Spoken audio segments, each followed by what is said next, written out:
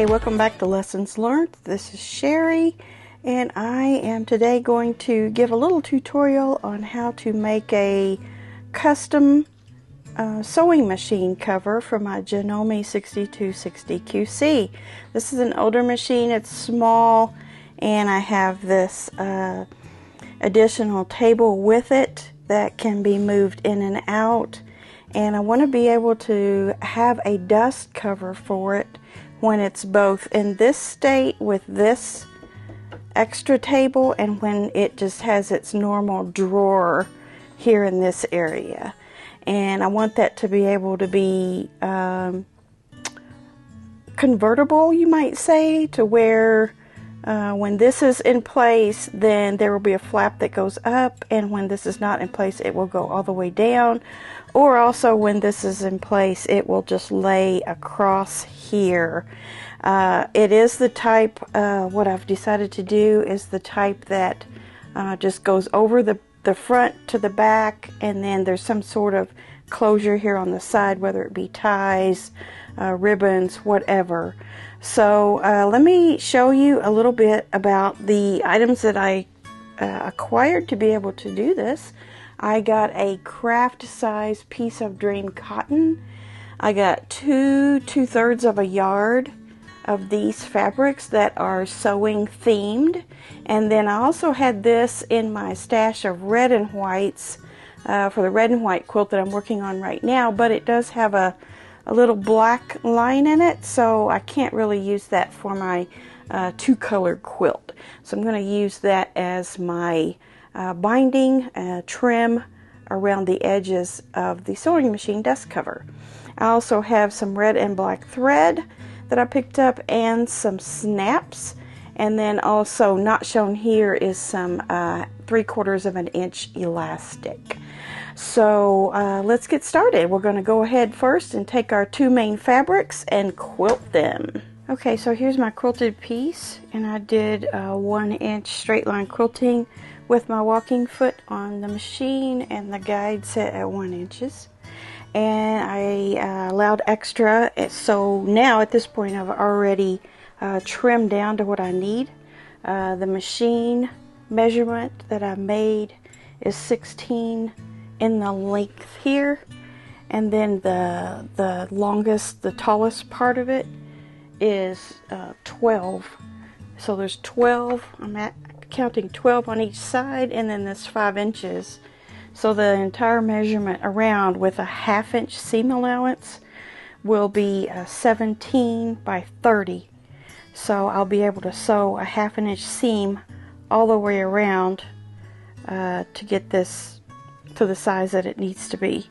And so now I'm going to go ahead and make some binding to go around the edges, and also show you how to do the slit that I'm going to put in here to be able to make this convertible. Okay, so I revised my measurement just a little bit. I decided I just wanted it to barely dust the table.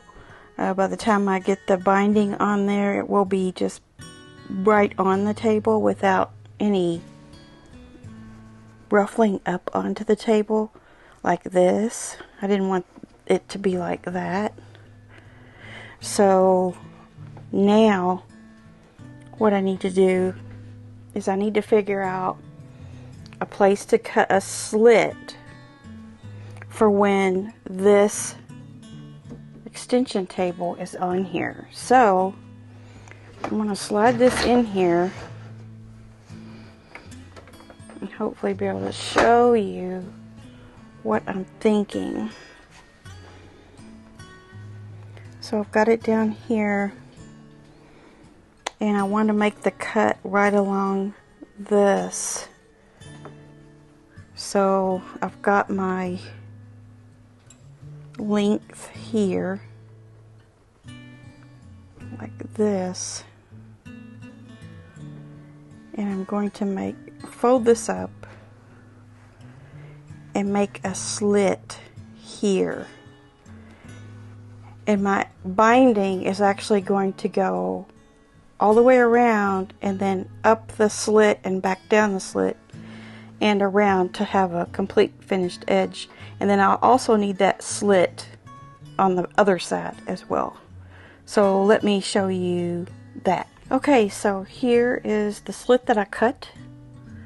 So you can see that it can either lay down like that, or when I do my snaps, it's going to snap on each end, and this will actually serve as a pocket. And then all of these edges, like I said before, will be trimmed out with some trim, some binding. So that's what I'm going to do right now. First, though, before I make the binding, I'm going to go around the edges of all of this, and then I'm also going to, hold on, I'm also going to open the slit and stay stitch that. And a stay stitch is just a regular sewing length, about 1/4 of an inch away from the edge, or even less, just to kind of keep that from ripping out while I'm working with it to get the trim on. Okay, so I've made some binding. I cut some 1-inch strips. I folded it in half to get a point of reference so that I could fold in half of that to the center.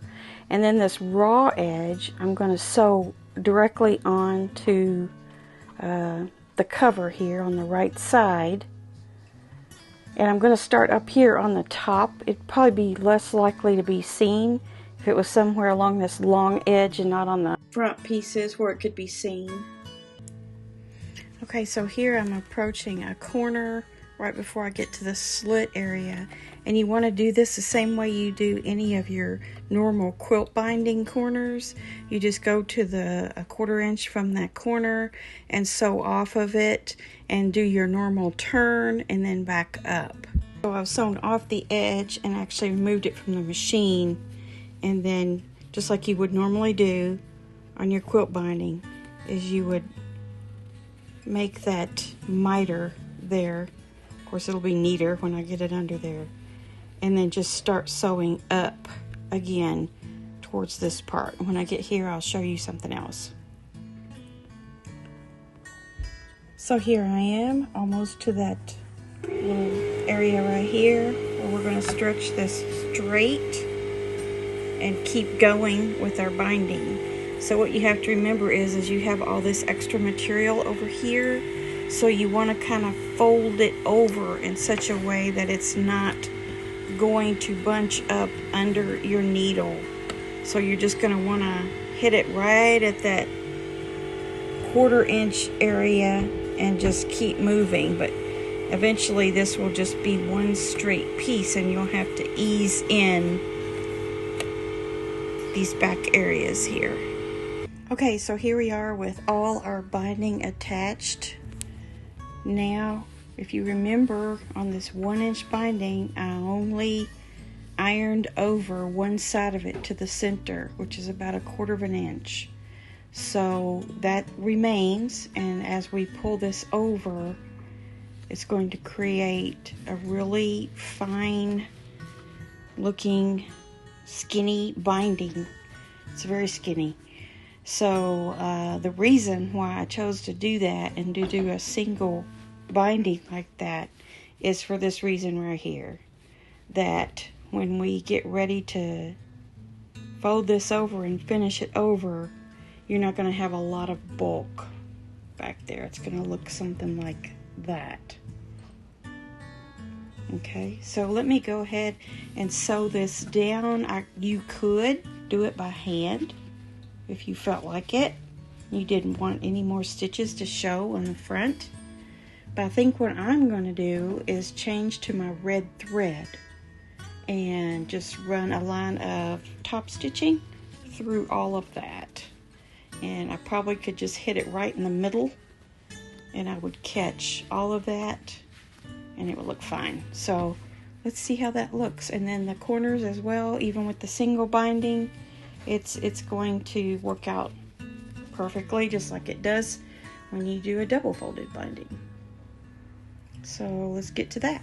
So here I am at that peak of that slit again, and I'm just going to continue to top stitch while I keep it in a straight form there. Okay, here's my dust cover finished as far as the binding goes. And you can see that my little slit right here is doing its job.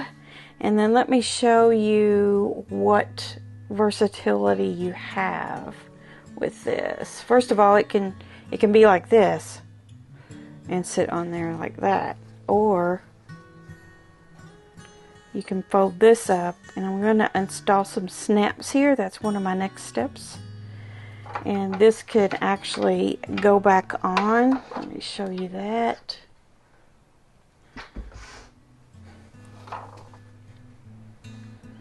This is my little free arm piece that goes back on, so this doesn't get in the way of that. It works just fine. Like that. Or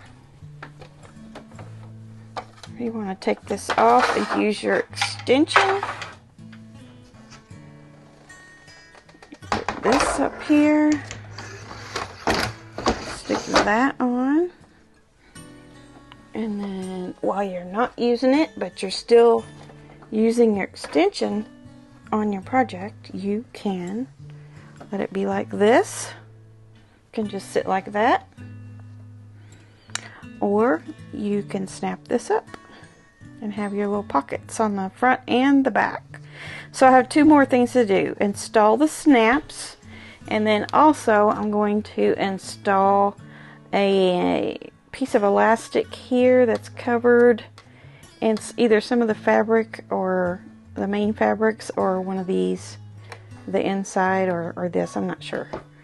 I'm going to make a little elastic piece on each side so that this can stay on more securely if necessary.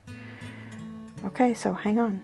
Okay, so here is the sewing machine dust cover, simply sitting on the machine as it is without the free arm, with the free arm piece on.